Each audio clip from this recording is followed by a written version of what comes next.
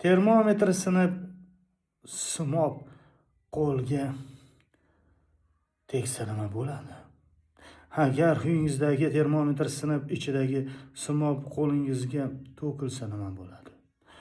Avvalo shuni bilish kerakki, simob bu suyuk metal hisoblanadi va eski termometrlarda ishlatilgan. Agar simob qo'lingizga tegsa, odatda u darhol teri orqali tanaga singib ketmaydi. Ammo simobning bug'i juda zaharli bo'lishi mumkin. Ayniqsa yopiq xonada uning bug'ini nafas bilan ichga yutish xavfli. Shuning uchun termometr sinib qolsa, xonani darhol shamollatish va simob tomchilarini ehtiyotkorlik bilan yig'ish tavsiya etiladi.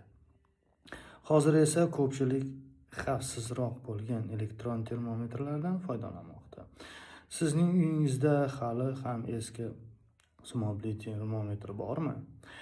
Agar bo'lsa, uni imkon qadar bolalar qo'li yetmaydigan xavfsiz joyga saqlash tavsiya etiladi. Chunki termometr sinib qolsa, ichidagi simob sog'liq uchun xavf tug'dirishi mumkin.